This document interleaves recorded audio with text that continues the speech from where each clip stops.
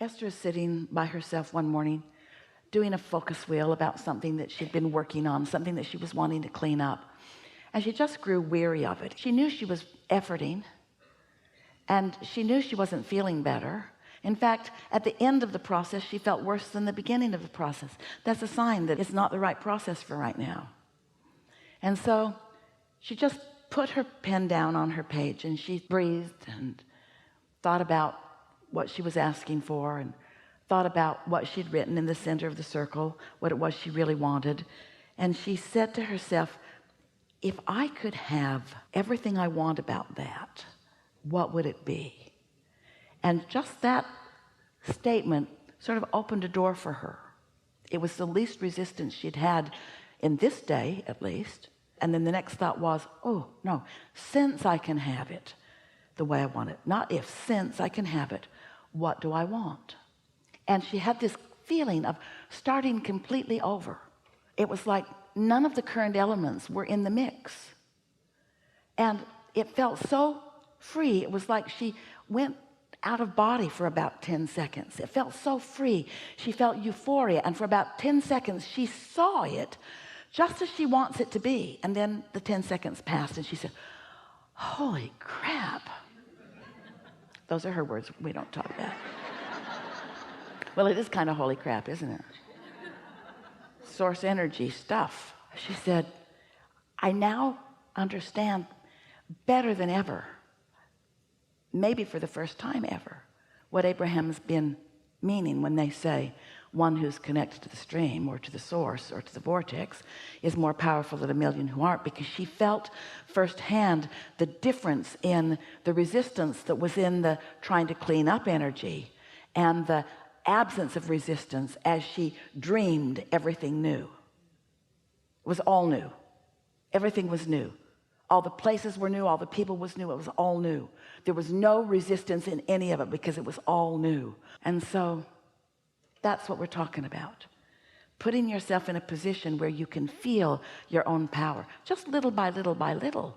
We might be making this feel way too big to you. You've been doing it all along your whole life. You just haven't been doing it on purpose. You just haven't known that you could do it on purpose. You just haven't known the power of it. And you've been willing to pay the price and to sacrifice and to suffer and to offer effort. You've been willing to do all the things that the other people in their human form are willing to do, because you've been willing to measure yourself up against the other humans who are going about it the hard way.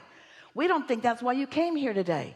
We think you came to come into communion, into union, into blending with the whole of who you are. And so we want to tell you who that is. We want to paint a picture so that you can accept that you are this energy of non-physical and physical. We want you to understand that the emotions that you feel are your indicator of how well blended or not you are, and that the more clarity you feel and the more love you feel and the more happy you feel and the more wonderful you feel, that the more in harmony you are with who you are. That's where your power is. Your power is in your happy. And we want you to find and know and isolate and identify and practice and discover and get it sometimes and not get it sometimes, until you know, until you're willing to proclaim to yourself the power of non-resistant thought.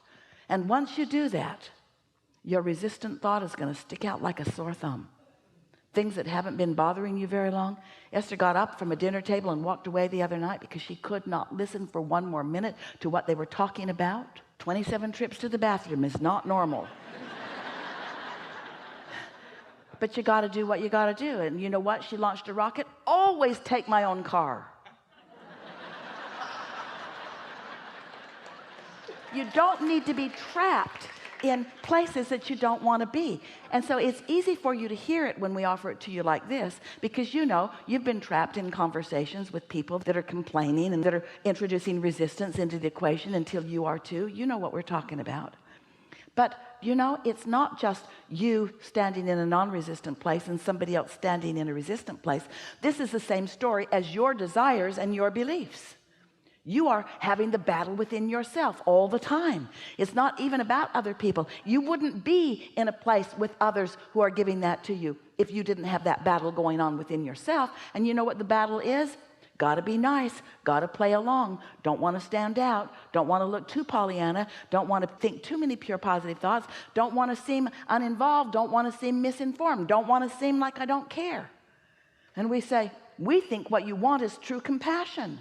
We think what you want is to tune into source, to become a perfect blending with source energy and look at them with the wholeness of who you are and uplift them. We think that's what you want, you see. No one will feel denied or forgotten when you're thinking about them, when you're tuned in, tapped in, turned on. But you got to segment and tend. You got to get out ahead of the meeting. You got to be ready for the meeting vibrationally. And oh, it's so fun. It's so fun. It's so fun just to notice how much better it gets, how much better you feel, how much more power you have. Are you afraid of your point of attraction? We're asking you, are you? You afraid you'll stand out too much? Prosperity is going to be yours. Can you deal with it? And everybody in the world isn't going to be prosperous like you are. You are. You going to be all right with that? Or are you going to make stuff up? Oh, I was just lucky. Or, oh, I suffered and struggled for a really long time before my goodness came. Or are you going to accept it and embrace it and acknowledge it and then tell them where it came from? Yeah, I discovered the power of non-resistant thought. What do you mean? I just started reaching for thoughts that felt better until I just sort of got hooked on them. And then I did something really powerful. I quieted my mind completely. It's the only way I could really stop the resistance. And then when the new thoughts started coming, they were pure and they were powerful and they were love and they were clarity and they were impulse. And then ideas started to flow and timing started to happen. I started being in the right place at the right time. You ready to deal with that? People aren't going to like you much. You're going to stick out. You're going to look weird. You're going to thrive in a world that might not everybody be. You're going to be happy in a world that is so full of hatred and complaint that you're going to look like you're from another planet. What's wrong with that person? They must have something wrong with them. You are pure positive energy beings who came forth into these physical bodies under what you knew were idyllic situations and conditions. You knew that your environment would inspire you to personal new intentions. And you knew that the energy that creates worlds would back you up. And you knew that your inner being would focus upon the desire part of it, not the absence of desire part of it. And that if you paid attention to the way you feel, that you would know where you are. You knew that you could have pre-manifestational awareness. You also knew it could manifest and then you'd be aware. But you knew that you could do this, you see. If you didn't know, if you hadn't not lived so much life where you've identified so many things that you want, nothing would ever bother you. If you didn't have a want end of the vibrational stick, then the absence of it end of the stick would not bother you at all. If somebody called you on the telephone and said, hello, you don't know me, I'm just calling to tell you that I will never call you again, you'd say, okay, just to be sure I'm going to block you. You wouldn't be bothered by it. But if somebody you care about said that to you, you would feel it. So your emotions, the emotions that you feel, tell you how much you want something, you see. Do you believe that you can be or do or have anything that you want? Sounds pretty good, doesn't it? Do you believe that you have the power to feel good anyway? Do you believe that it takes some practiced focus in order for that to be the vibration that comes most easy to you? Do you believe that no matter what, you could bring yourself to that in time? Do you think that you need to always be in that place of pure positive emotion? Do you think that the contrast serves you? Are you looking forward to being at the point where contrast will come up and you'll say, oh good, because clarity will come from it? We are really enjoying this conversation and we want you to like it like we like it, because we know that it is the path to your true power, and we can tell from the vibrational consensus that you are, that you're ready to move into your true power. You're ready to cash in your vibrational chips.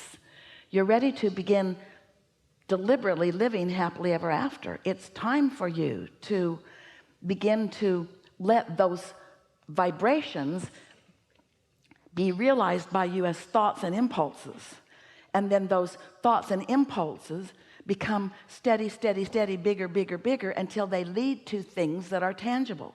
It's time for you to deliberately allow your vibrations to turn to thoughts and your thoughts to turn to things, not because you want to show off for others, because frankly they're not really gonna get it. They're gonna think you inherited it. This is a really good time for a segment of refreshment.